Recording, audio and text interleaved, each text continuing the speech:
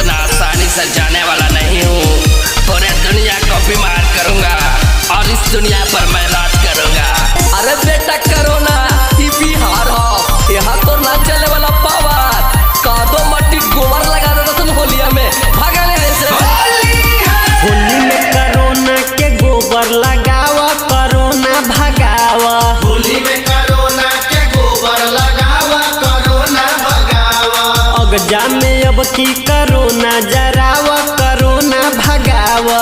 अगजा में अब की कोरोना जरावा, कोरोना भगावा। कोरोना जरावा, कोरोना भगावा। कोरोना जरावा, कोरोना भगावा। होली में कोरोना के गोबर लगावा, कोरोना भगावा। अगजा में अब की कोरोना जरावा, corona भगावा।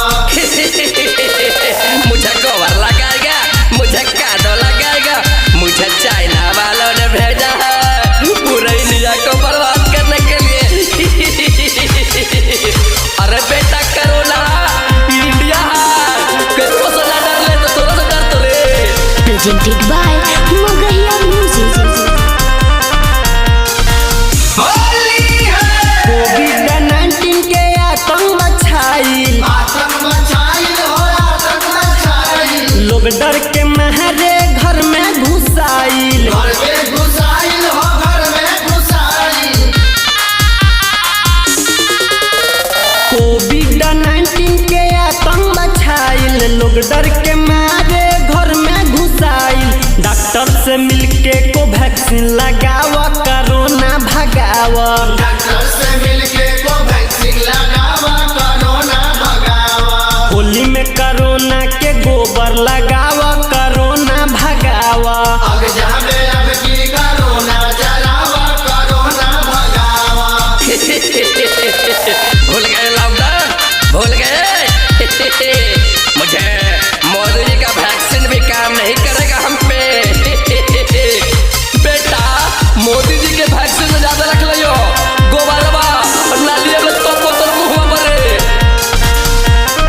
Music by PM Bihari.